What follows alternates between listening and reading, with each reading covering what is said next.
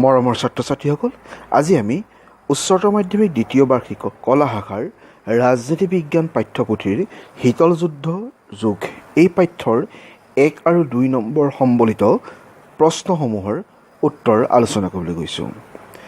শীতল যুদ্ধ বুলিলে কি বুজা? উত্তৰ: কোনো ধৰণৰ অস্ত্ৰ প্ৰয়োগ নকৰাকৈ যেতিয়া বিভিন্ন শক্তিগোষ্ঠীৰ মাজত অৰ্থনৈতিক, সামৰিক বা কূটনৈতিক সহায় বা সামৰিক হস্তক্ষেপ বা চুক্তি সম্পাদন আদিৰ দ্বাৰা মতভেদৰ সৃষ্টি হয়, সেই অৱস্থা শীতল যুদ্ধ বুলি কোৱা হয়। দ্বিতীয় বিশ্বযুদ্ধৰ পাছত আমেৰিকা আৰু ছোভিয়েট নেতৃত্বাধীন এই দুই শক্তিগোষ্ঠীৰ মাজত শীতল যুদ্ধ চলিছিল। শীতল যুদ্ধ কেতিয়া আৰম্ভ হৈছিল? 1945 চনৰ পাছত, অৰ্থাৎ দ্বিতীয় বিশ্বযুদ্ধৰ পাছৰ সময়ছোৱাত শীতল যুদ্ধৰ আৰম্ভণি হৈছিল। নাটোৰ সম্পূৰ্ণ নাম কি? নৰ্থ আটলাণ্টিক ট্ৰিটি অৰ্গেনাইজেশ্যন, উত্তৰ আটলাণ্টিক চুক্তি সংগঠন। ৱাৰ্ছ চুক্তি মানে কি? ছোভিয়েট ৰাছিয়াৰ নেতৃত্বত পোলেণ্ড, পূব জাৰ্মানী, হাংগেৰী আৰু চেকোস্লোভাকিয়াকে ধৰি 8খন ৰাষ্ট্ৰ লগ হৈ নাটোক প্ৰত্যাহ্বান জনাবলৈ যি সামৰিক চুক্তি সম্পাদন কৰিছিল তাক ৱাৰ্ছ চুক্তি নামেৰে জনা যায়। ৱাৰ্ছ চুক্তিৰ মুখ্য উদ্দেশ্য কি আছিল? উত্তৰ: ৱাৰ্ছ চুক্তিৰ মুখ্য উদ্দেশ্য আছিল নাটো শক্তিক প্ৰতিৰোধ কৰা। আমেৰিকাই কোনবিধ আদৰ্শক অনুসৰণ কৰিছিল? উত্তৰ: আমেৰিকাই পুঁজিবাদী আদৰ্শক অনুসৰণ কৰিছিল। শীতল যুদ্ধ আমেৰিকা আৰু ছোভিয়েট ইউনিয়নৰ মাজত আৰু সিহঁতৰ লগত জড়িত ৰাষ্ট্ৰবোৰৰ মাজত হোৱা এক প্ৰতিদ্বন্দ্বিতা আছিল। শুদ্ধ নে অশুদ্ধ? উত্তৰ: শুদ্ধ। দ্বিতীয় মহাযুদ্ধ কিমান চনৰ সময়ত সংঘটিত হৈছিল? উত্তৰ: 1939 পৰা 1945 চনলৈকে। কিউবাৰ মিছাইল সংকট কিমান চনত সংঘটিত হৈছিল? উত্তৰ: 1971 চন। নাটোৰ কিমান চনত আৱিৰ্ভাৱ হৈছিল? উত্তৰ: 1949 চনত। কিমান চনত জাৰ্মানীক একত্ৰিত কৰা হৈছিল? উত্তৰ: 1990 চনত। ভাৰতে ছোভিয়েট ৰাছিয়াৰ সৈতে বন্ধুত্বসুলভ চুক্তিত কিমান চনত স্বাক্ষৰ কৰিছিল? উত্তৰ: 1991 চন। USSRৰ সম্পূৰ্ণ ৰূপ কি? উত্তৰ: union of Soviet socialist Republic. কোনজন ছোভিয়েট নেতাই কিউবাক ছোভিয়েটৰ এক ঘাটিলৈ ৰূপান্তৰিত কৰাৰ সিদ্ধান্ত লৈছিল? উত্তৰ: নিকিতা ক্ৰুশ্বেভ। কিউবাৰ মিছাইল সংকটৰ সময়ত আমেৰিকাৰ ৰাষ্ট্ৰপতি কোন আছিল? উত্তৰ: জন এফ কেনেডি। শীতল যুদ্ধৰ পৰা আঁতৰি থাকিবৰ বাবে ভাৰতে কেনেকুৱা নীতি গ্ৰহণ কৰিছিল?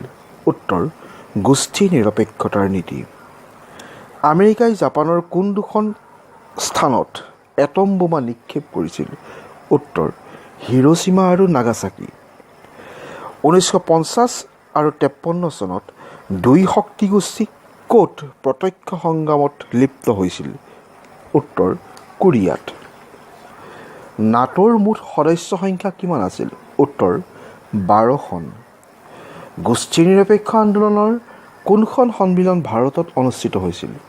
উত্তৰ: 1983 চনত সপ্তম গোষ্ঠী নিৰপেক্ষ সন্মিলন নতুন দিল্লীত অনুষ্ঠিত হৈছিল। CTBTৰ সম্পূৰ্ণ ৰূপ কি? Comprehensive test Ben treaty. কিমান চনত ৱাৰ্ছ চুক্তি স্বাক্ষৰিত হৈছিল? উত্তৰ: 1955 চনত। শীতল যুদ্ধ শব্দটো প্ৰথমে কোনে ব্যৱহাৰ কৰিছিল? উত্তৰ: বাৰ্নাৰ্ড বাৰুচে। শীতল যুদ্ধৰ এটা কাৰণ উল্লেখ কৰা। উত্তৰ: আদৰ্শগত প্ৰভেদ। আমেৰিকা নেতৃত্বাধীন শক্তিগোষ্ঠী কোনটো আদৰ্শৰ প্ৰতি অনুৰক্ত আছিল? উত্তৰ: পুঁজিবাদ। গোষ্ঠী নিৰপেক্ষ আন্দোলনৰ প্ৰথমখন সন্মিলন ক'ত অনুষ্ঠিত হৈছিল? উত্তৰ: ইণ্ডোনেছিয়াৰ বান্দুং চহৰত। মিখাইল গৰ্বাচেভ কোন আছিল? উত্তৰ: ছোভিয়েট ৰাছিয়াৰ প্ৰাক্তন ৰাষ্ট্ৰপতি। ছাত্ৰ ছাত্ৰীসকল, এইবাৰ আমি এই পাঠ্যৰ 2 নম্বৰ সম্বলিত প্ৰশ্নসমূহ আৰু ইয়াৰ উত্তৰ আলোচনা কৰিবলৈ আগবাঢ়িছোঁ। শীতল যুদ্ধ বুলিলে কি বুজা? উত্তৰ: দ্বিতীয় বিশ্বযুদ্ধৰ পাছত পৃথিৱীত আবিৰ্ভাৱ হোৱা আমেৰিকা আৰু ছোভিয়েট নেতৃত্বাধীন দুই শক্তিগোষ্ঠীৰ মাজত চলি থকা পাৰস্পৰিক অবিশ্বাস, বিদ্বেষ আৰু প্ৰতিদ্বন্দ্বিতাকেই আন্তঃৰাষ্ট্ৰীয় ৰাজনীতিত শীতল যুদ্ধ নামেৰে জনা যায়। আমেৰিকা নেতৃত্বাধীন গোষ্ঠী বা ৱেষ্টাৰ্ণ ব্লকত অন্তৰ্ভুক্ত দুখন ৰাষ্ট্ৰৰ নাম লিখা। উত্তৰ ব্ৰিটেইন আৰু ফ্ৰান্স। ছোভিয়েট গোষ্ঠী বা ইষ্টাৰ্ণ ব্লকত অন্তৰ্ভুক্ত দুখন ৰাষ্ট্ৰৰ নাম লিখা। উত্তৰ পোলেণ্ড বা পূব জাৰ্মানী। নাটোৰ সদস্য ৰাষ্ট্ৰসমূহৰ নাম লিখা। উত্তৰ নাটোত মুঠ 12খন সদস্য ৰাষ্ট্ৰ আছিল। সেইবোৰ হৈছে America, Britain, France, Canada, Norway, Denmark, Belgium, তুৰ্কী, গ্ৰীচ, আয়াৰলেণ্ড, আইচলেণ্ড আৰু লাক্সেমবাৰ্গ। ৱাৰ্ছ চুক্তি বুলিলে কি বুজা? উত্তৰ আমেৰিকাই গঠন কৰা নাটো শক্তিক প্ৰতিহত কৰিবৰ বাবে 1955 চনত ছোভিয়েট ইউনিয়নে ৱাৰ্ছ চুক্তি নামেৰে এক সামৰিক গোষ্ঠীৰ সৃষ্টি কৰিছিল।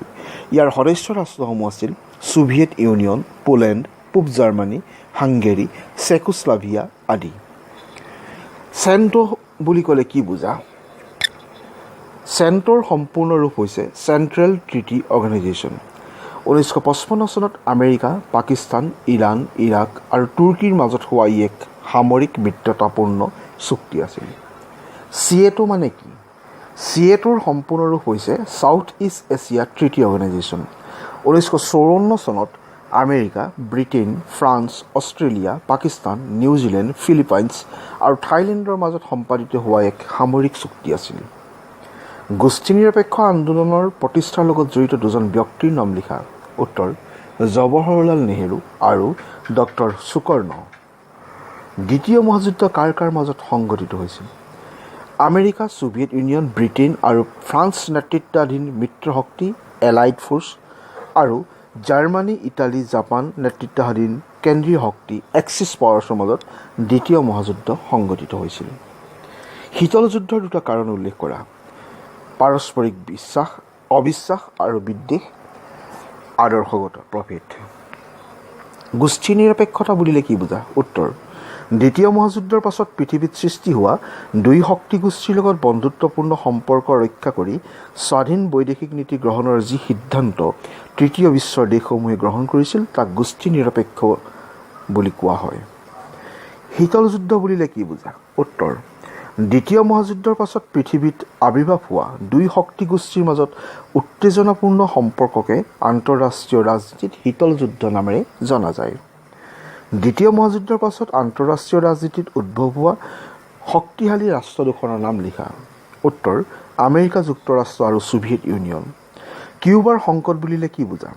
কিউবাত ক্ষেপণাস্ত্ৰৰ ঘাটি স্থাপনক লৈ আমেৰিকা আৰু ৰাছিয়াৰ মাজত 1962 চনত সংঘটিত সংঘাতকে কিউবাৰ সংকট বা কিউবিয়ান ক্ৰাইচিছ বুলি আখ্যা দিয়া হয়।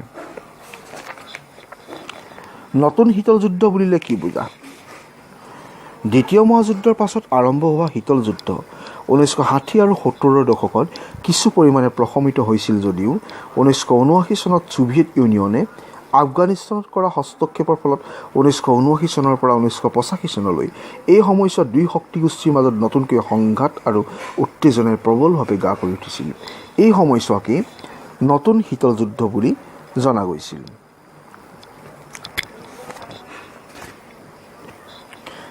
দ্বিতীয় বিশ্বযুদ্ধৰ মিত্ৰ শক্তিগোষ্ঠী আৰু কেন্দ্ৰীয় শক্তিক কোনে প্ৰতিনিধিত্ব কৰিছিল?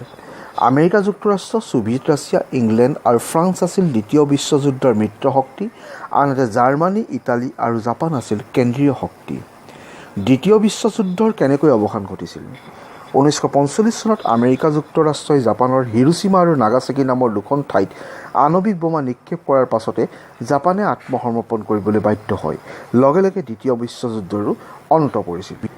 দ্বিতীয় বিশ্বযুদ্ধৰ পাছত উত্থান হোৱা দুই মহাশক্তি কি আছিল?